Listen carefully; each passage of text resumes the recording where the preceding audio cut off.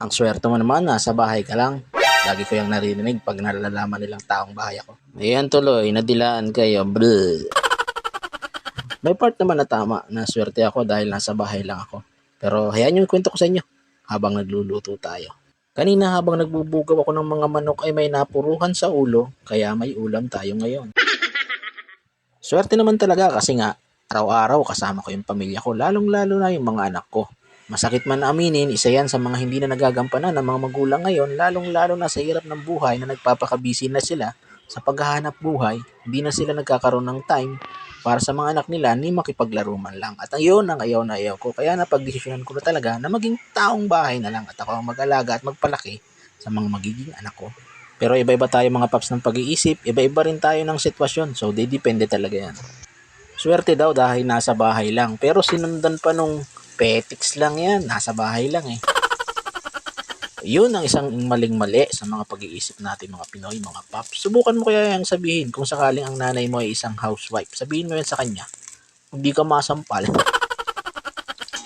Paano nga ba ako napunta sa gantong sitwasyon? Mas gusto ko kasi na ako yung andon sa gabayan na stage ng mga anak ko. Kumbaga ako yun talagang maghuhubog sa kanila. Kasi nga hindi naman sila forever ng mga bata mga paps. Tatanda rin yan at magkakaroon ng sariling isip. Pero mas gugustuhin ko na habang mura pa yung kanilang mga pag-iisip, eh doon ako nakasali sa huhubog kung ano man ang magiging sila. Yung iba siguro sasabihin, babawi na lang ako kapag free na yung oras ko, babawi na lang ako kapag ganito, kapag ganyan.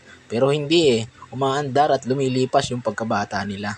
Baka pag yung sinasabi mong babawi ka, yung anak mo may isip na at medyo malayo na yung loob sa'yo. Hindi ko naman sinasabi mga paps, mga madam na huwag kayong magtrabaho, no? Kailangan natin yan.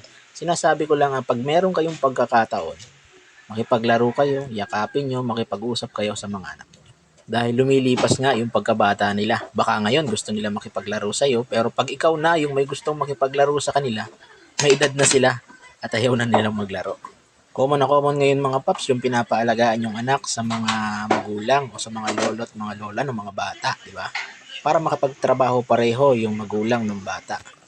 Di naman masama yun mga paps, kaya lang may negative tayong nakikita doon, yun yung nagiging spoiled yung mga bata. Kasi nga, kung ikaw pinapalo ka ng nanay mo, ng tatay mo noon, pagdating sa apo niyan is tender loving care yan.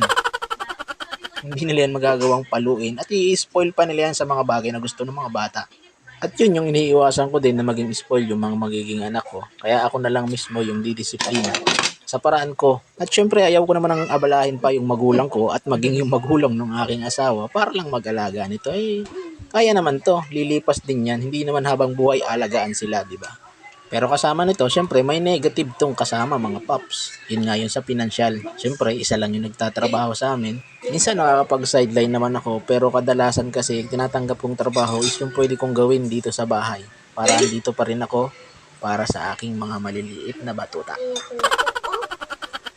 At yun na mga paps, nasayang ko na naman ang inyong 3 minuto. Salamat. Kain tayo mga paps, mga madam. Bye-bye.